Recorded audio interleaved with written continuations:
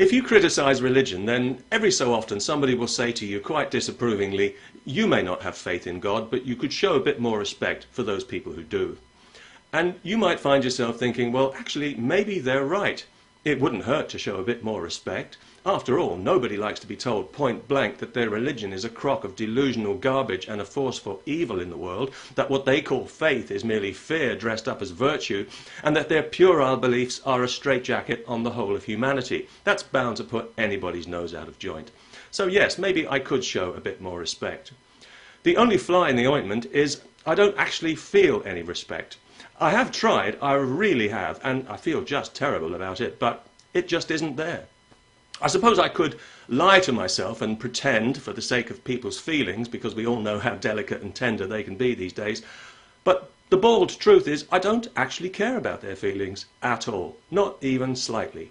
And of course I realise that should weigh heavily on my conscience, but luckily my conscience knows when it's being bullied and manipulated, so it doesn't care either.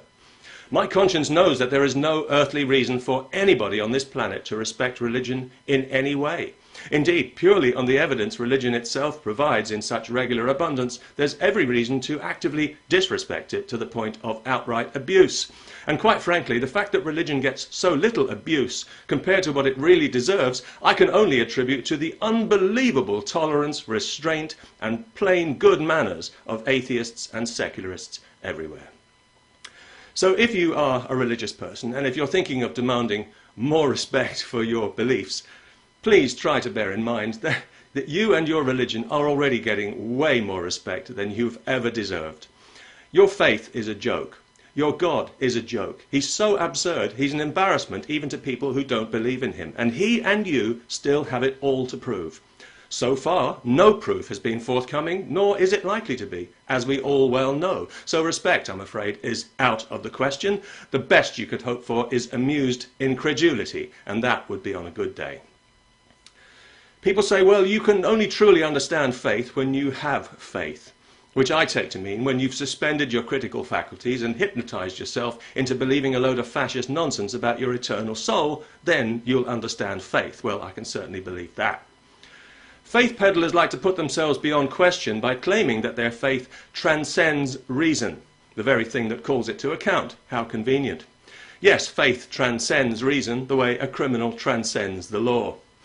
The word transcendent is very popular with religious hustlers because they never have to explain precisely what they mean by it, other than some vague, superior state of understanding, more profound than mere reason, which is crude and simplistic next to the subtleties and profundities of belief without evidence. If you hear a senior clergyman, and you will, using the word transcendent to explain the nonsense he claims to believe, then you know two things. One, he doesn't know what he's talking about, and two, he doesn't want you to know what he's talking about either. Faith doesn't transcend reason at all. Faith sidesteps reason. It runs away from reason because reason threatens its cosy bubble of delusion. So faith disqualifies reason the way a Dutch criminal court disqualifies truth and witnesses, and for much the same reason. If you're a believer, your faith allows you to adopt a set of beliefs that make absolutely no sense, knowing that you won't be measured by whether they make sense, but by the level of piety that you exhibit in believing them. In other words, your willingness to deny reality becomes a measure of your virtue. No wonder religion is so popular. But what a price you pay for this virtue. You've been persuaded that believing in the impossible is your only hope. How did that happen? And that your purpose is to worship something beyond your understanding, defined by and only accessible through self-appointed intermediaries.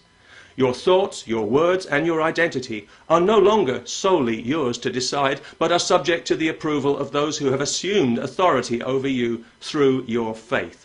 The people who've told you that you were born with something wrong with you. Come on, in a state of sin, no less. A condition that can only be cured by complete submission and obedience to them. Surprise, surprise, from the moment you're born to the moment you die. And if all this doesn't exactly flatter your ego, and why should it, don't worry, we can give it a special name to make you feel better and persuade you that you've still got some dignity. Let's call it faith, and let's deem it to be the highest and most noble and profound of all virtues, and let's pretend that it comes from within.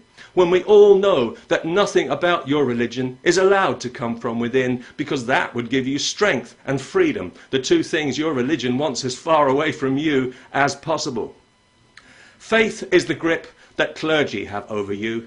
It's the invisible rope around your neck that pulls you along the road they want you to travel for their benefit, not yours. It's a dead-end word. It's a word of bondage. It's a word that lets you believe what you've been told to believe without feeling that you've been told what to believe, but you have, and you can stop pretending anytime you like. It's not a virtue. That's the last thing it is. It's an abdication from reality. It's a dumb act of self-hypnosis. It's a cowardly cop-out. It's gullibility with a halo, and hiding behind it is like pretending to be an invalid. So I don't really understand exactly what it is that I'm supposed to respect. It seems to me I'd need to be some kind of moral contortionist to respect something that noxious, something that depends for its existence on a closed mind, and it is clearly dragging humanity in the wrong direction, giving us false ideas about ourselves and about the nature of reality. I feel if I respected that, I'd be needlessly contributing to the stupidity and ignorance of the human race, and that is one thing that I don't want on my conscience. No offense. Peace.